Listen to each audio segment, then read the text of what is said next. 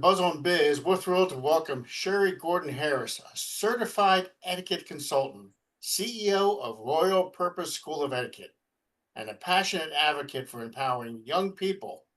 In this episode, we dive into how etiquette isn't just about knowing which fork to use, it's a powerful tool for building confidence, character, and communication skills in kids and teens.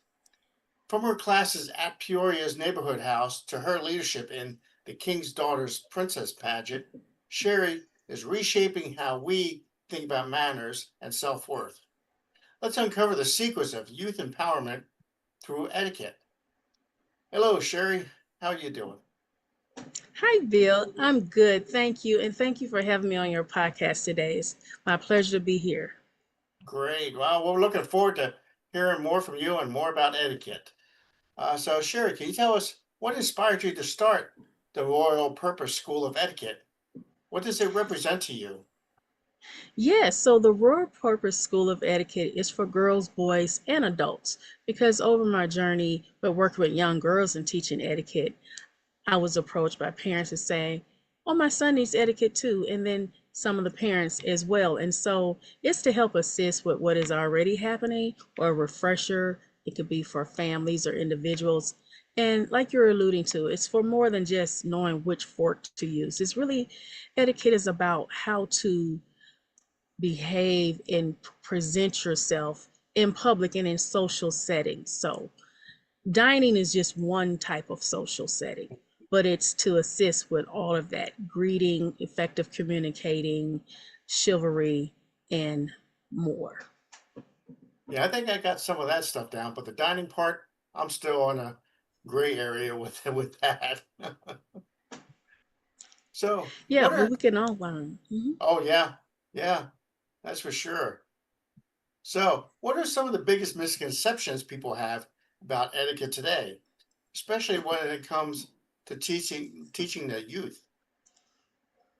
Yeah, so one of the biggest conceptions is thinking that etiquette is just about when you go to a fancy restaurant, which, fork to use if there's multiple ones, but it's also about how you conduct yourself in these places, like good manners, like not putting your elbows on the table, like not slurping your drink and not reaching over people's food and things like that. Just how to conduct yourself to where you're not being a nuisance or being unseemly in public social places.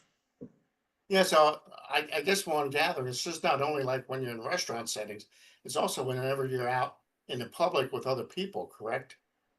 Absolutely. So, like when you're at the store shopping, you know, just like the street lanes, your cart should go down one aisle and up the other aisle, and giving courtesy, giving way to those that are moving their carts along, and who was there first, and things like not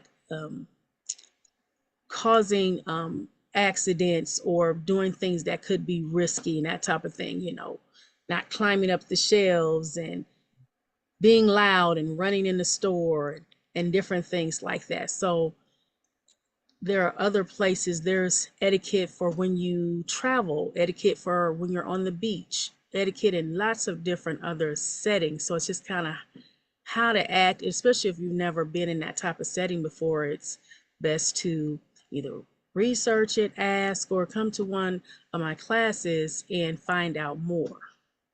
Awesome, I love it. So, Sherry, you worked with many young people. What kinds of transformations have you seen in some of your students?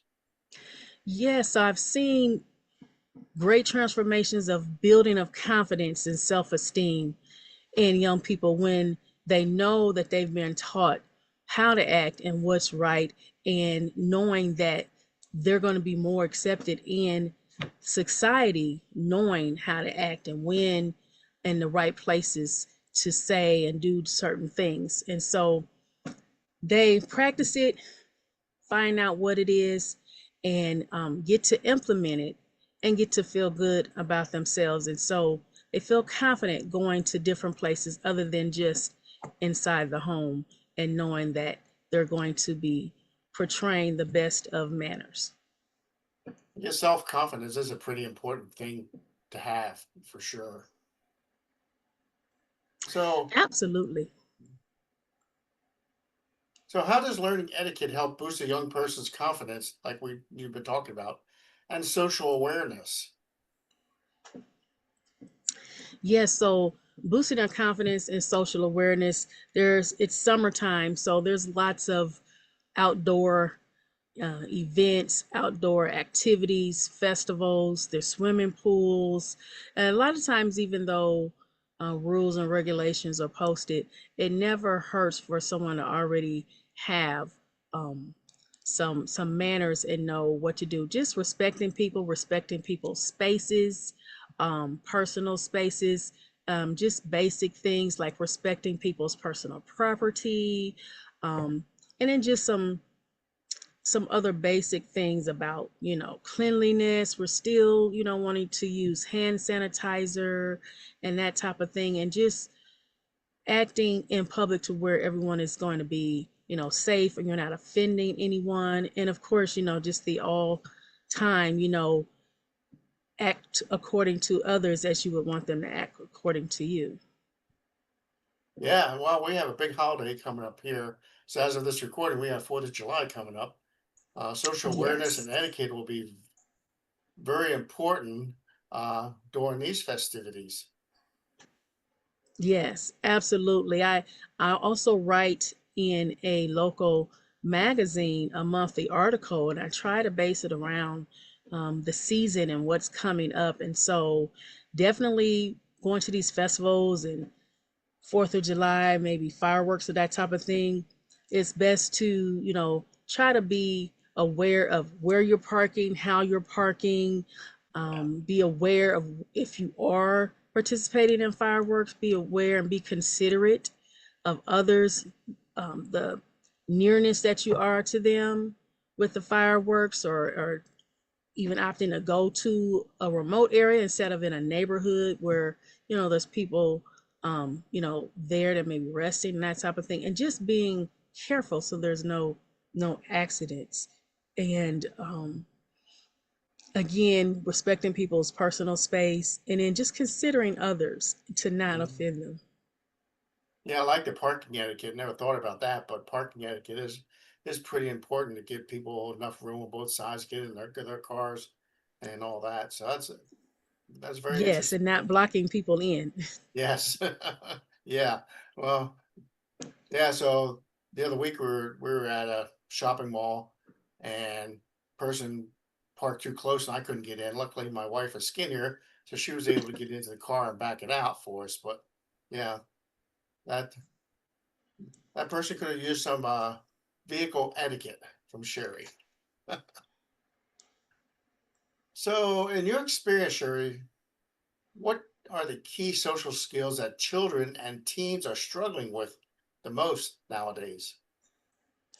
Yes, some of the younger generation, they're lacking gratitude and just some basic manners. So just basically saying thank you and you're welcome when receiving something is just the basics, going a long way. Sometimes children seem to be entitled and forget those things, and just being respectful to elders, and saying yes sir, no sir, yes ma'am, no ma'am, and Yep.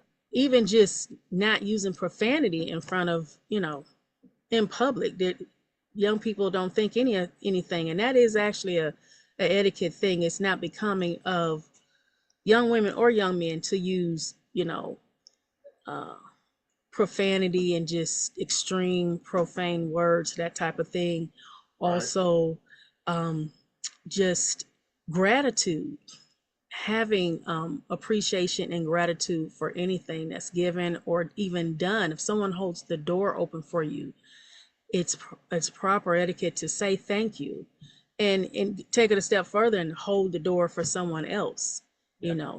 Just being kind and showing that back. It doesn't hurt or take anything away from a person to do that, but a lot of young people are mainly just thinking of self and that type of thing, but just basic common respect and courtesy is what's missing and what needs to be learned, and not just learn to do it, but the reason why, and to know that there's benefits behind doing those things and can take them a long way. It could mean the difference between someone giving you an opportunity and not giving you an opportunity, the difference between someone wanting to have you around and not wanting to have you around.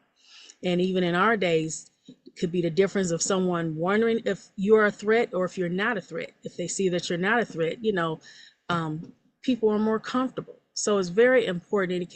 It could just avoid a lot of conflict and chaos and just overall comfortability and trust when people see that you have some basic etiquette and some dignity and some courtesy. Love it. Totally agree. In fact, sometimes I think when I'm out with other couples, sometimes we have a battle to see who's going to be opening the door first.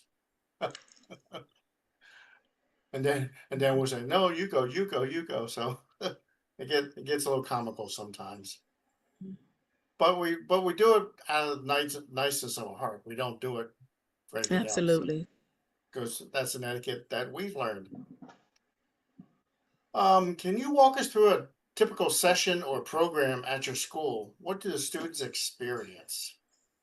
Yes, so at a typical table etiquette workshop, and it's called a workshop because it's interactive. It's come and sit down and actually have the place settings, everyone having their own place setting, the mat, the dinner plate, the salad plate, the soup bowl, all of the utensils, a couple of spoons, forks, and knives, the napkins. And it's kind of where you're walked through what to do when you're at a fine dining restaurant, right? So, what to do with the napkin, where to start with the utensils, how to use the utensils to cut the food, and how to eat the food, where to place the utensils while you're still eating, where to place the utensils when you're completed, you're finished eating, and what to do with the napkin, how to drink the beverage out of the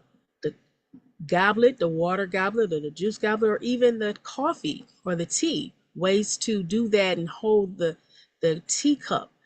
Yet on yesterday, I attended a tea party, my mother and I. And so there was tea, there was crumpets and different food. There's a way to eat finger food. Not every food requires you to cut it with a knife and fork, but there's a certain way to do that. And there's do's and don'ts, and there's different ways to eat depending on what culture you're in. So I mostly teach the Western in the American style of dining and eating.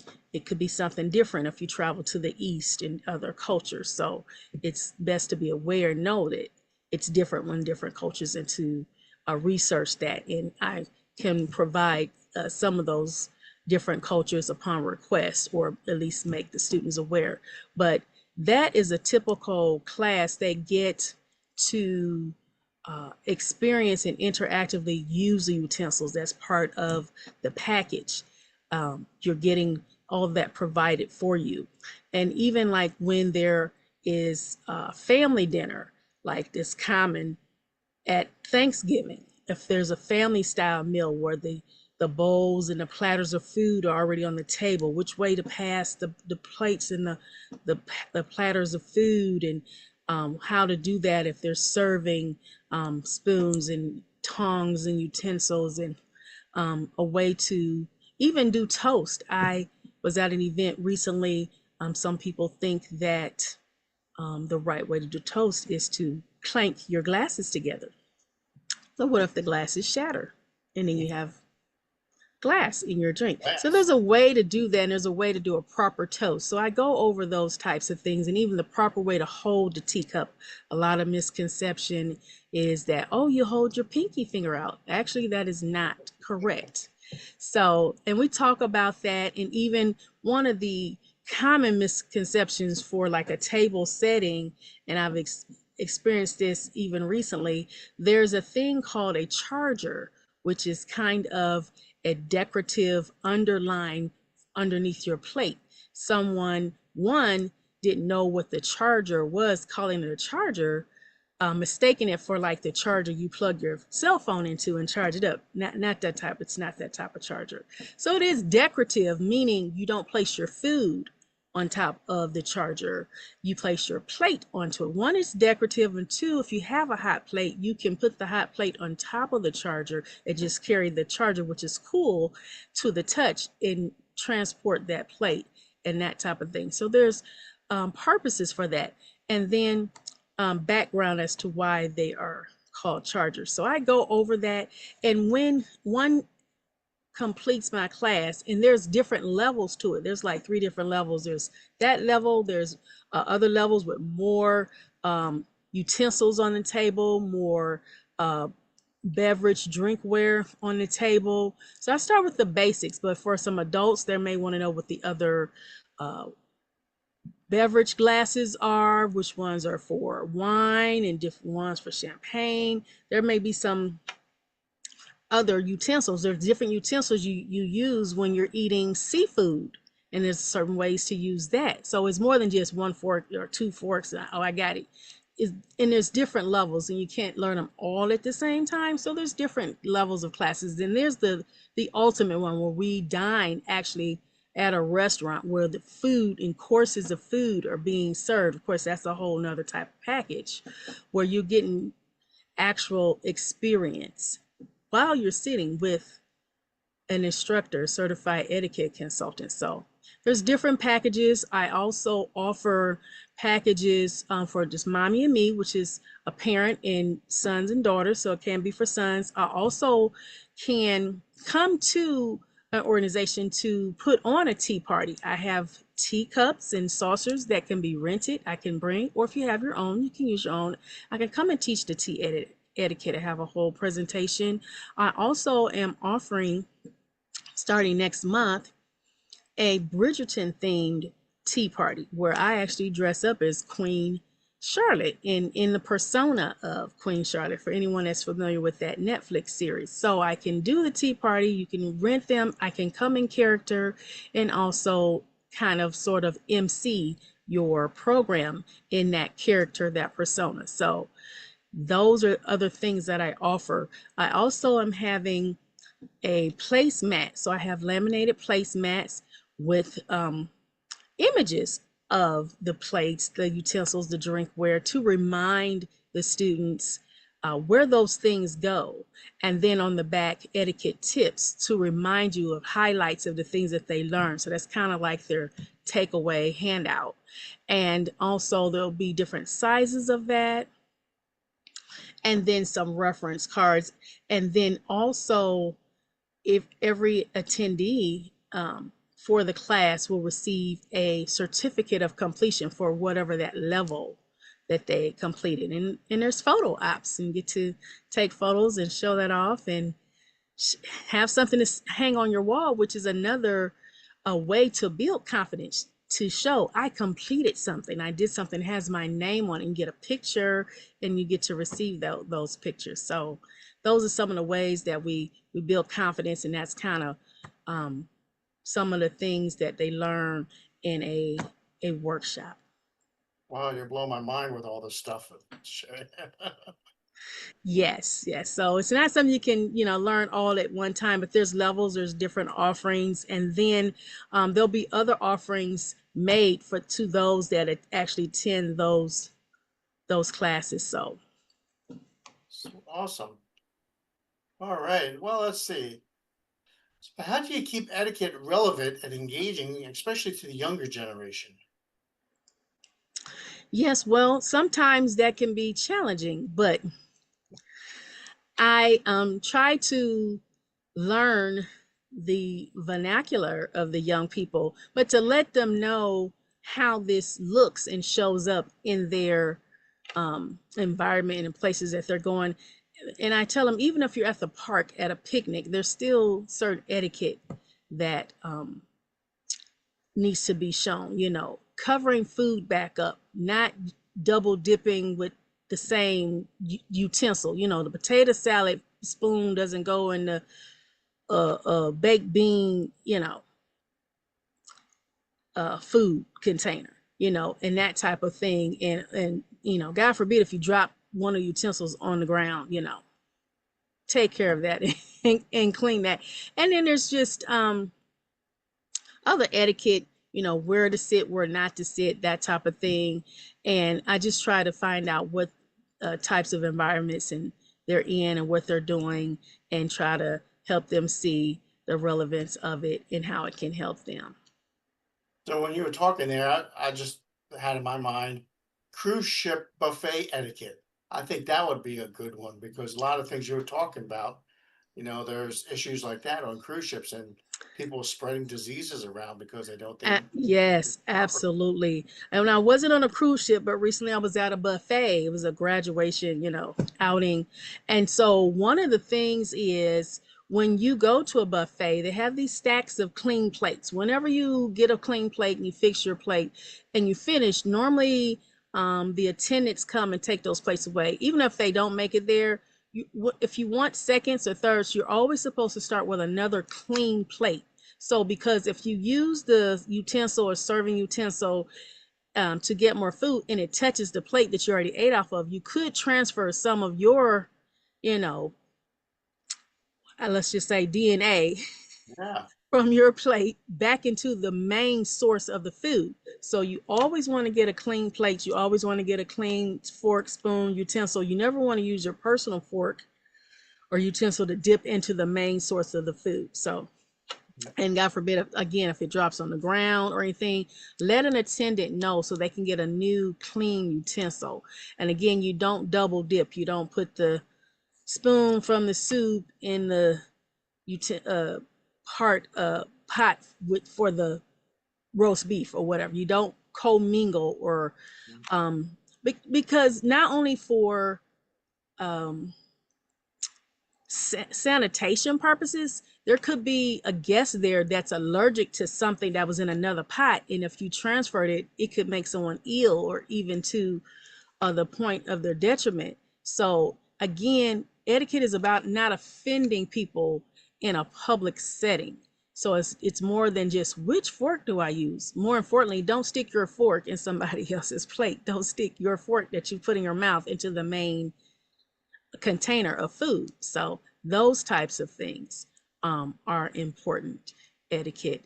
Whether you're on a cruise ship or stationary, there's a way to eat and handle yourself at a buffet. Awesome. So let's talk a little bit about your King's Daughters Princess pageant. So how does this event Yes. help reinforce what you teach? Yes, so that is part of my ministry and personal purpose, the King's Daughters World Ministry. So started right here in Central Illinois, Peoria, Illinois, and I started that back in 2007. So really before then, but that's when the first pageant took place. So I promote purity, power, and purpose among girls and young women.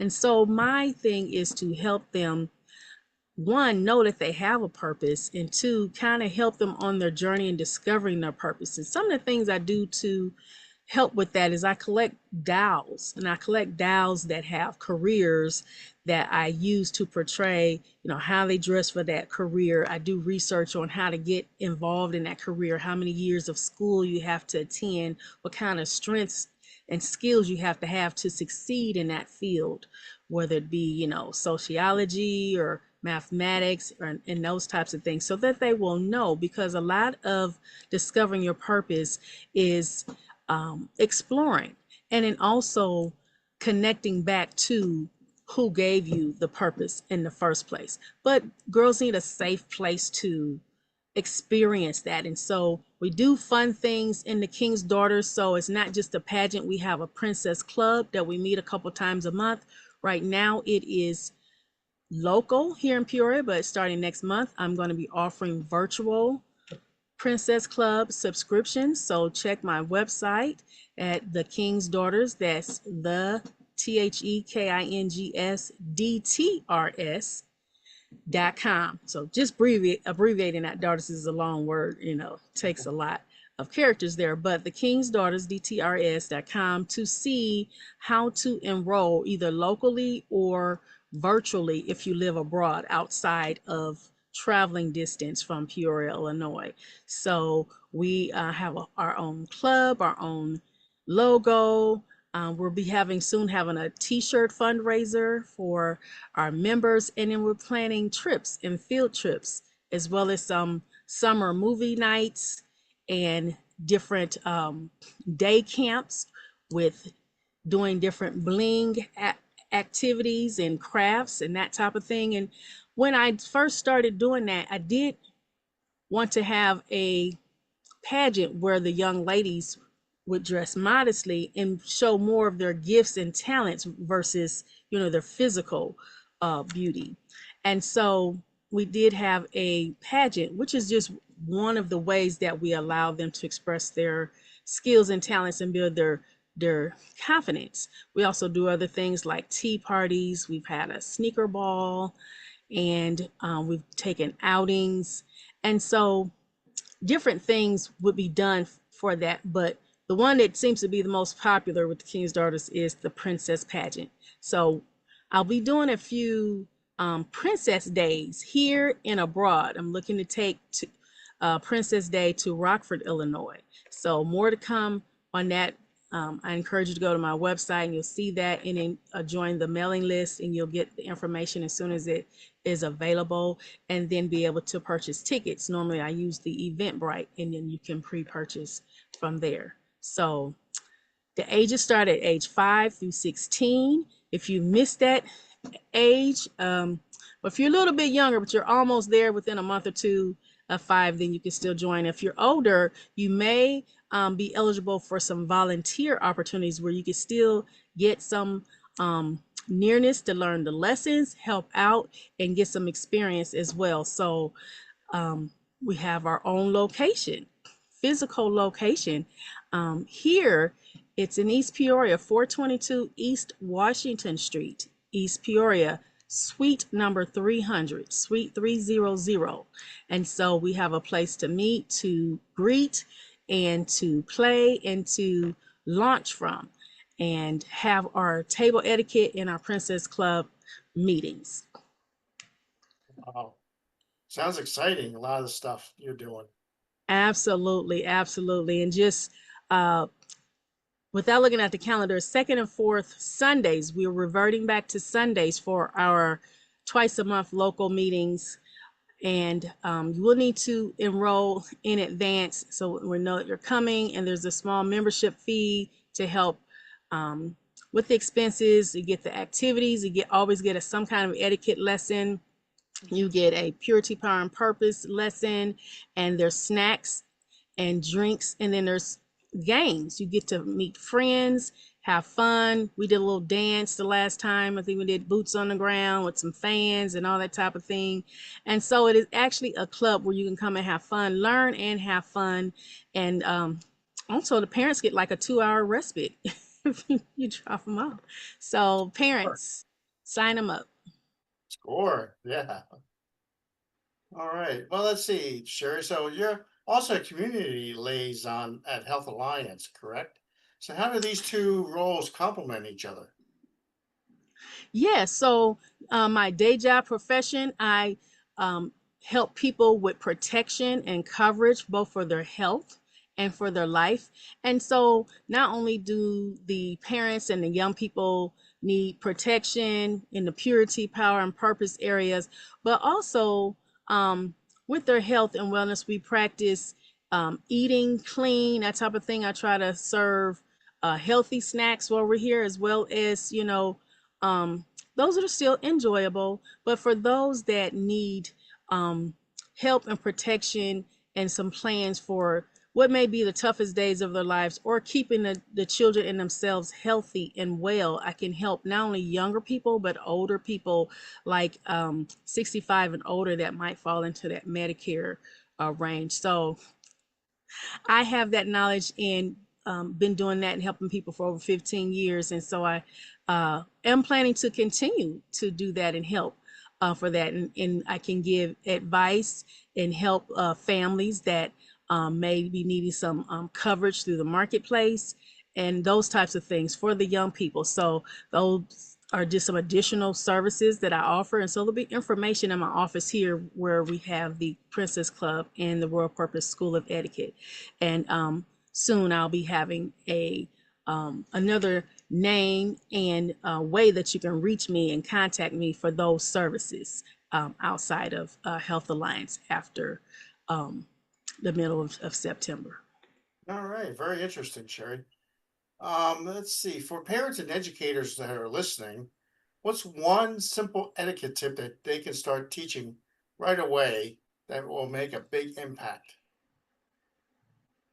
Yes, etiquette tip that parents and educators, teachers can teach that'll make impact right away. I mean, just basic common courtesy um, and respect, respecting elders, respecting other people, respecting other people's property, and I would say also respecting self. Sometimes people don't respect themselves, and so that comes with how you talk to yourself, how you relate to others, how you dress, how you present yourself to the world. Um, those types of things are some places that can be, looked at first where they can start. Present yourself, dress yourself well, groom yourself well, um, speak to yourself and to others well, and that's where you can start. Awesome. Well, Sherry, this is very educational, and I want to thank you for being on the Buzz on Biz podcast. So, do you have any offers for our listeners? Yes, I actually have a table etiquette workshop coming up on Sunday, July the 20th from 3 p.m. to 5 p.m. The Eventbrite registration will be available starting the 1st of July, and it is open to girls, boys, men, and women. Any children under age that are minors will need to be accompanied by parents, but it's going to be an interactive table workshop here at my physical location of 422 East Washington Street, East Peoria, Illinois, Suite 300, Suite 300. And so, again, you will receive all those things I mentioned before, as well as the certificate of completion for that level. And once that class fills up, we may open another session, but sign up soon. You'll have several weeks to enroll and get that registration completed and then come. There's no particular attire you have to wear, just basic, casual, and modest. And it's a relaxed environment, and everything will be set up for you when you get here. And like I said, we'll also have those photo ops. And then I may also be attending offsite a tea party in Springfield, Illinois on July 19th. So there's more details to come there. Um, each place that I'll be at, there'll be teacups and teapots for sale, things dealing with etiquette, and also table mats, laminated table mats, place mats that you can take with you for references and to keep with you along that. So hope to see you there July 20th for the table etiquette in the afternoon, and possibly in Springfield on July 19th. Well, thank you, Sherry. So, if people want to find out more about what you do or to get a hold of you, what's the best way to do that? Yeah, so I recommend you visit my website, royalpurposesoe.com. There's also a contact page there if you want to get on the mailing list for the newsletter and for free etiquette tips and to be contacted when there's other events that are scheduled or where I'm going to be out in the community. I highly recommend you do that. And then also for the King's Daughters, if you'd like to enroll your daughter into our program, it is the King's Daughters. That's THEKINGSDTRS.com. And again, there's a contact form there and also postings of upcoming events. All righty. Well, thank you. And listeners, I'll have that information for you at the end of this episode so you can get a hold of Sherry and work on your etiquette like me. Mhm. So, Sherry Gordon Harris has shown us, I want to thank you, you've shown us that etiquette is more than a set of rules. It's a foundation for self respect, strong relationships, and leadership in young people. Whether it's teaching table manners or building confidence, her work is creating real, lasting impact in the community. If you want to learn more or get your child involved, check out the Royal Purpose School of Etiquette, as she said, royalpurposesoe.com, or go to thekingsdaughters.com, and I'll have those links for you at the end here. So thanks for joining us on the Buzz on Biz, Sherry, where Thank you, local Bill. Thank you businesses. so much for having me. I appreciate you. Thank you. We love having you, and we just love learning more from you and about etiquette, which I think could be a lost art. So thank you for sharing this with us. My pleasure. Thank you. Alrighty. So that's it. We'll see you next time on the Buzz on Biz.